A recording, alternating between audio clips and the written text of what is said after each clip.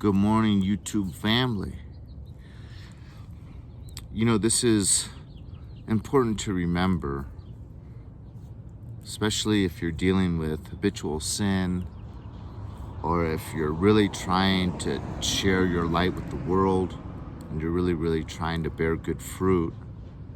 And even the people that you're trying to assist and help end up trying to triangulate you, or worse. It's good to remember that God judges our intentions. So let's say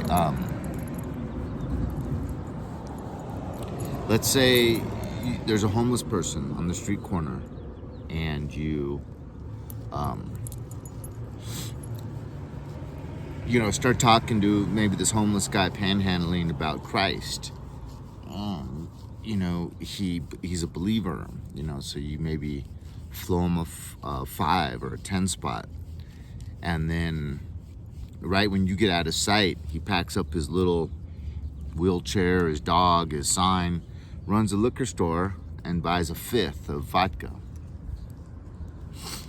You are still credited for that good intentioned offering to that homeless person, even if they go run off and buy alcohol, as if you had bought maybe a healthy lunch for them and given that to them,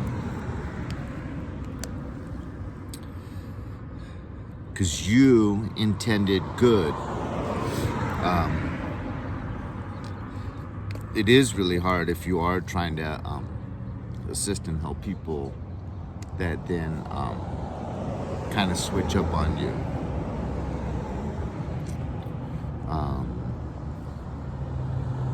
Or start to use narcissistic tactics like triangulation, because you're literally providing maybe an invaluable aid for that person, assistance, and you're being abused by that same individual. Yet if you keep going, if you don't call the person on it, you don't confront them, you just keep trying to assist them, even though maybe people that know that person are now switching up on you because of triangulation and smear campaigns. And yet you just have it's like water off a duck's back. You just keep focusing on helping the person no matter what. That's gonna probably be appreciated much more, because God knows our hearts, and He knows that you're seeing that this person is using abusive tactics against you, even while you're trying to assist the person, and you just focused on assisting them. That's going to be more valuable in God's eyes than if the person was just compliant and was just happy with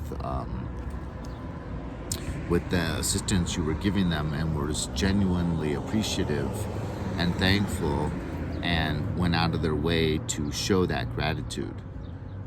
So I would think probably at least 3 times more value to help the person that has these toxic tendencies and is abusing you, and you just stay in it because the person really has no one else and really needs you. What other situations? Okay, let's say you have good intentions that completely fall flat, and you devoted maybe hours and hours, weeks of time when it's added up towards this one end goal, and it falls flat. All of that effort is for naught, null and void. It's like you didn't even try. It bore no good fruit. However, every hour you gave to that goal, which was good, and you had good intentions in your heart, it's still just as valuable to the Lord as if you had fully bore good fruit with all of those hours and days and weeks that you had devoted towards that good intention. Because it's the intention that counts. Habitual sin let's say you are a pack-a-day smoker, and you really, it's your last area of habitual sin, and because you're getting older, doctors tell you might be getting COPD soon, and you're trying to stop with every ounce of your strength, with your full heart. You're trying cognitive therapy. You're totally in it to win it, but you keep falling. They say nicotine is more addictive than heroin. So, you know, your flesh and blood weakness is apparent, and it's in your face, because you might get a week here without it. You might get a month without it, but something stressful happens in your life and you say, I'm just gonna have one cigarette, and maybe that leads to 2 cigarettes, you know, bummed off people, and then 3 cigarettes, and then you're like, you know, I'm sick of bumming cigarettes off people. I'm just gonna buy a pack and make it last. You know, just have 1 or 2 cigarettes a day. But then within a few days, you're back to almost like smoking a full pack a day. And it's so discouraging. Yet, God knows your heart. And He knows the end. He knows maybe that you're gonna kick that habit. And you're struggling, but you've got 100% good intentions to kill this habit. But due to that strong pull of that addiction of nicotine, you keep falling. God sees your heart. He knows you're trying your best, even though you keep falling.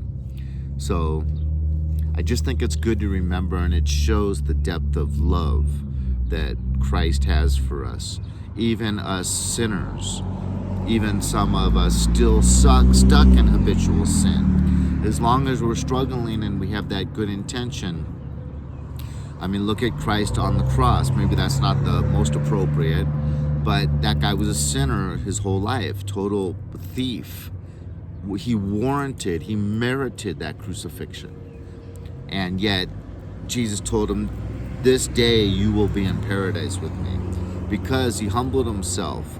He said, I've done wrong. You know, he said, you are God. Forgive me. And that was the all he needed. He was gonna get to go to heaven.